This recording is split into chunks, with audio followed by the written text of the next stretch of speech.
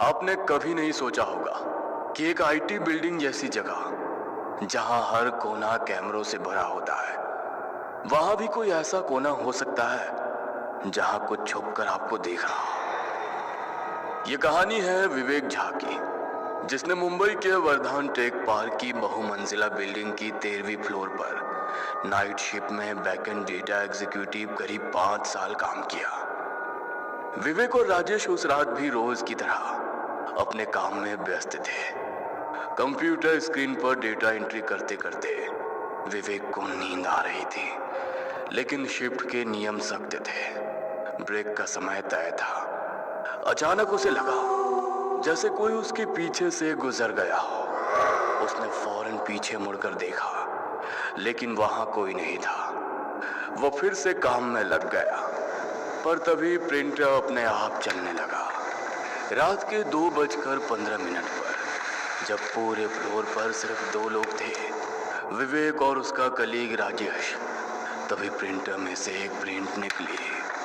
उसने सोचा शायद कोई सिस्टम से कनेक्ट है और किसी ने गलती से फाइल भेजी होगी, लेकिन जब उसने प्रिंटर पेपर निकाला तो वो खाली थी। उसके रोंगटे खड़े हो गए। विवेक झा बिहार के भागलपुर का रहने वाला था, एक मध्यम वर्गीय परिवार से, जहां उसके पिता रिटायर्ड स्कूल शिक्षक थे और मां पूजा पाठ में विश्वास रखने वाली सीधी सादी गृहिणी। 2 बहनों की शादी हो चुकी थी और घर की जिम्मेदारी अब उसी पर थी।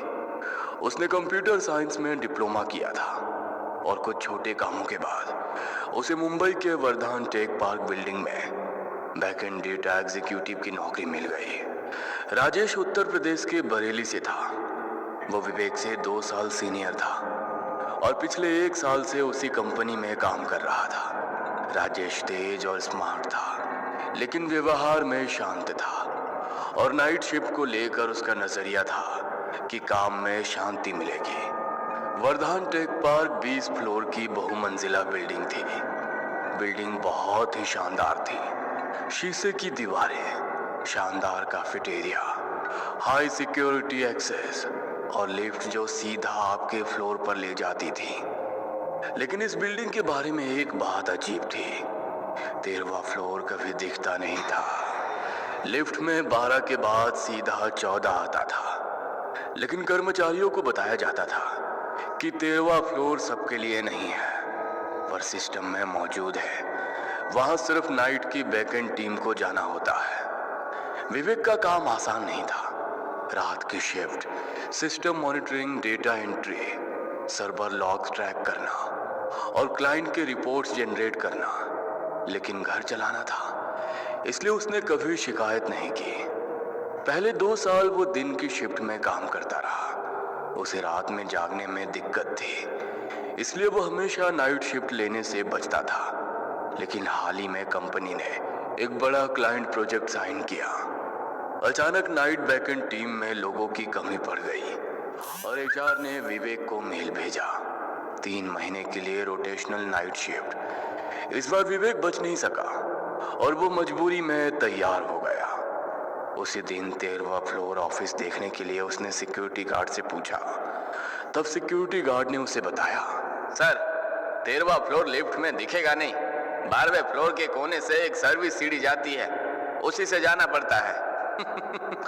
ओह, ये दरवाजा तो मैं रोज देखता हूँ। ये हमेशा लॉक्ड होता है। मुझे नहीं पता था कि इसके पीछे सीढ़ी है। सर दिन में ये लॉक्ड रहता है, क्योंकि दिन में यहाँ कोई नहीं जाता, सिक्योरिटी गार्ड ने बताया। ये सब सुनते वक्त भी विवेक के दिमाग में शिफ्ट अलावेंस और ओवर टाइम की रकम घूम रही थी।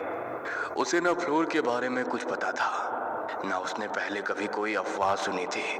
13वां फ्लोर उसके लिए सिर्फ एक नई सीट और कुछ एक्स्ट्रा रुपए थे। धीरे धीरे विवेक को इस फ्लोर के बारे में बातें पता चलने लगी। उसी शिफ्ट में काम करने वाला उसका एक कलीग राजेश, जो पिछले साल से इसी बिल्डिंग में था, एक दिन चाय के दौरान बोला, तुझे पता है इस फ्लोर के बारे में क्या बातें फैली हैं? लोग कहते हैं कि यहाँ रात में अजीब अजीब चीजें होती हैं। ये फ्लोर हॉन्टेड है।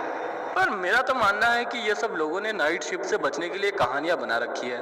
अगर कुछ होता तो कंपनी इसे छिपा नहीं सकती थी। विवेक ने भी उसकी बात मानकर हंसते हुए सिर हिला दिया, लेकिन उसके दिल के किसी कोने में एक बेचैनी थी। तभी उसी रात एक घटना हुई जिसने उसके उस मजाक को चुप करा दिया। रात के करीब 2:15 पर दोनों अपने अपने डेस्क पर बैठे थे। अचानक प्रिंटर अपने आप चलने लगा। राजेश बोला, अबे किसी ने डॉक्यूमेंट भेजा होगा। विवेक ने जब प्रिंटर से कागज निकाला तो वो खाली था। राजेश ने मजाक में कहा, भूतों ने अपना रेज्यूमे भेजा होगा। शिफ्ट के दौरान विवेक के बगल के सिस्टम पर सीसीटीवी की स्क्रीन चलती रहती थी, जो आमतौर पर सिक्योरिटी रूम से लिंक थी। कोई उसे ऑफ नहीं करता था, क्योंकि कई बार सिक्योरिटी खुद उसे ऑन छोड़ देते थे। विवेक उस स्क्रीन की ओर ध्यान नहीं देता था, लेकिन कभी कभी अनजाने में उसकी नजर चली जाती थी। उसे दिखता कि कॉरिडोर में लोगों की हलचल है, कोई चल रहा है, शायद सिक्योरिटी है। उसने खुद को कई बार समझाया। एक रात विवेक ने सीसीटीवी में एक परछाई देखी और अगले पल उसी फुटेज में कोई उसकी कुर्सी के पीछे खड़ा है। राजेश चिल्लाया, विवेक पीछे देख। विवेक पलटा, पर पीछे कोई नहीं था। दोनों कुछ पल तक चुप रहे, एक दूसरे की ओर देखते हुए। विवेक का शरीर सुन्न पड़ गया। उसने हेडफोन लगा लिए, पर गाने सुनते सुनते उसका दिमाग अब डर के सन्नाटे में डूब गया था। ये विवेक और राजेश के लिए पहली बार डर का अनुभव था, पर उन्होंने तय किया कि ये बात दोनों किसी को नहीं बताएंगे। उन्हें लगा कि कोई उनकी बातों पर यकीन नहीं करेगा और सब लोग उन्हें डरपोक समझेंगे। और ये भी डर था, शायद अफवाह फैलाने के लिए कंपनी उन्हें जॉब से ना निकाल दे। इस फ्लोर पर एक मीटिंग रूम था, एकदम कोने में। वो हमेशा बंद रहता था। एक रात राजेश पानी लेने के लिए पेंट्री गया था। तभी विवेक अकेला बैठा लॉग फाइल देख रहा था कि उसके हेडफोन में अचानक शोरगुल सुनाई दिया, जैसे बहुत सारे लोग एक साथ बोल रहे हो। हालांकि प्लेलिस्ट में कोई म्यूजिक ट्रैक नहीं चल रहा था। वो हड़बड़ा कर उठा और आवाज अचानक से बंद हो गया। उसकी नजर मीटिंग रूम नंबर 3 की ओर घूमी। दरवाजे के निचले से हल्की पीली रोशनी चमक रही थी, मानो अंदर किसी ने टॉर्च जला रखी हो। लेकिन अचानक वो रोशनी बुझ गई। विवेक को शुरू से ही इस कमरे को लेकर उत्सुकता थी, इसलिए एक रात ब्रेक टाइम पर उसने सिक्योरिटी गार्ड से पूछा, ये मीटिंग रूम नंबर 3 हमेशा बंद क्यों रहता है? कोई मीटिंग तो कभी यहाँ होती नहीं देखी। गार्ड ने पहले तो टालने की कोशिश की, लेकिन फिर धीरे से बोला, सर, पुराने लोग कहते हैं इस कमरे में कुछ ठीक नहीं है। पहले यहाँ मीटिंग्स हुआ करती थी, लेकिन फिर एक बार कुछ अजीब हुआ, उसके बाद से इसे बंद रखा जाता है। कुछ दिन बाद एक रात राजेश हाथ धोने के लिए कॉरिडोर के आखिरी वॉशरूम में गया। अंदर घुसते ही ट्यूबलाइट झटके से जल बुझने लगी, मानो कोई उसके ऊपर फड़फड़ा रहा हो। उसने जल्दी जल्दी हाथ धोए, लेकिन जैसे ही बटन बंद किया, पूरे बाथरूम की लाइट एक पल में गुल हो गई। गहरा सन्नाटा, पर नल से गिरती बूंदों की टक-टक और किसी के धीमे कदमों की चुर्राहट सुनाई दे रही थी।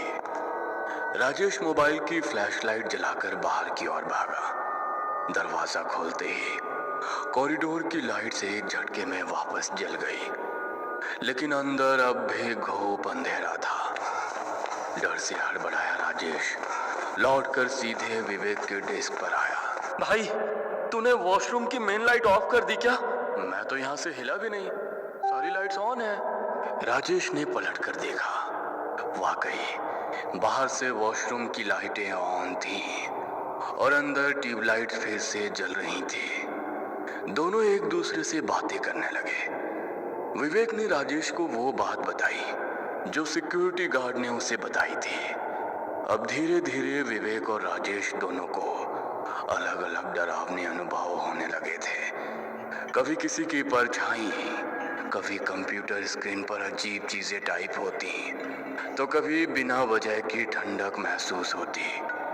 विवेक ने नोटिस किया कि ये अनुभव अक्सर रात 3 बजे के आसपास होते थे। और सबसे अजीब बात ये थी कि जिस दिन कोई उस मीटिंग रूम नंबर 3 के पास ज्यादा समय बिताता, उसी दिन उसे कुछ ज्यादा डरावना महसूस होता था। दोनों ने और ज्यादा पूछताछ शुरू की, ऑफिस में पुराने लोगों से, हाउसकीपिंग स्टाफ से। सबका जवाब लगभग एक जैसा था, उस रूम में अजीब ठंडक लगती है। कई बार अंदर से खुद ब खुद आवाज आती है, और जो भी देर रात उस रूम के पास बैठा हो, उसे कुछ अजीब चीजें दिखती हैं। यह सब सुनकर विवेक का डर और बढ़ गया। ऐसा लगने लगा था जैसे उस कमरे के भीतर कोई ऐसी शक्ति थी जो आसपास मौजूद हर चीज पर असर डाल रही थी। एक रात करीब 3:10 पर उस कमरे से कुछ आवाज आई। विवेक और राजेश उस कमरे के पास गए तो उन्हें दरवाजे के नीचे से लाइट जली दिखी। विवेक धीरे धीरे उस ओर बढ़ा। दरवाजा बंद था, लेकिन अंदर से हल्की हल्की आवाजें आ रही थी, जैसे कोई दबी आवाज में बात कर रहा हो। उसने राजेश से सिक्योरिटी को कॉल करने के लिए कहा, लेकिन किसी ने फोन नहीं उठाया।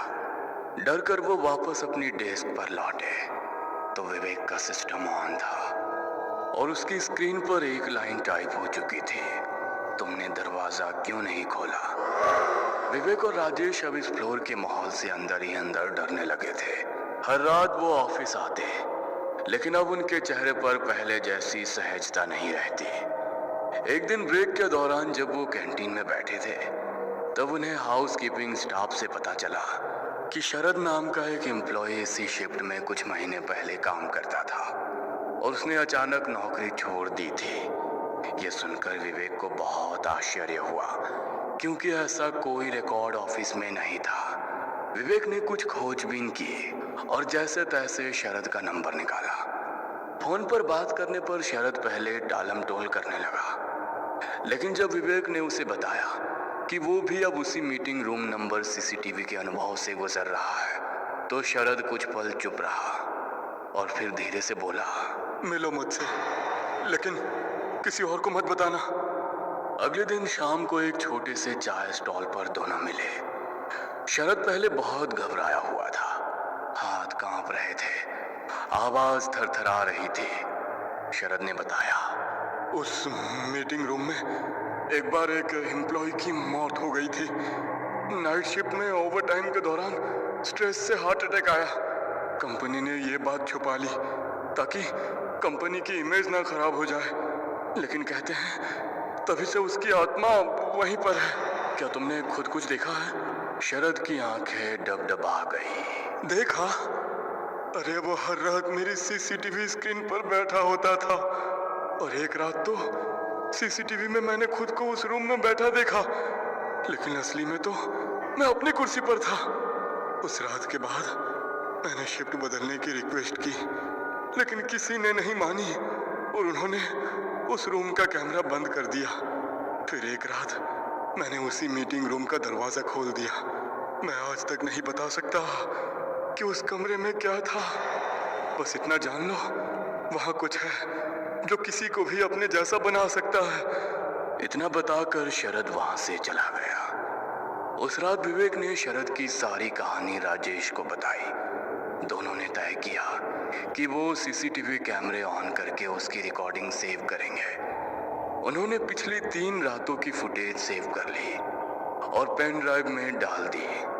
सुबह होते ही उसने एचआर को मेल किया कि वो अब से ऑफिस नहीं आ सकता और मीटिंग रूम नंबर 3 के बारे में कुछ गंभीर बात है। लेकिन कुछ ही देर में उसके सिस्टम की स्क्रीन काली हो गई और एक अजीब फॉन्ट में लिखा था, तुमने जो देखा जो किसी को नहीं देखना चाहिए था। वो घर गया और सोने की कोशिश की। जब वो सोकर उठा और देखा तो पेन ड्राइव गायब थी, उसका लैपटॉप ऑन था और स्क्रीन पर फिर वही लाइन, शिफ्ट 13 छोड़ नहीं सकते।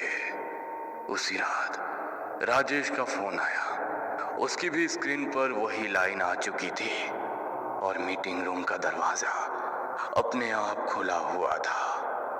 अगली सुबह एचआर ने ऑफिस पहुंचते ही पाया कि मीटिंग रूम नंबर 3 का सीसीटीवी फुटेज अपने आप डिलीट हो चुका है। कोई बैकअप नहीं बचा था और वो फर्श जहां मिहिर की मौत हुई थी वहां अब सीलन और दरारें थीं, जैसे जमीन खुद कुछ छुपा रही हो।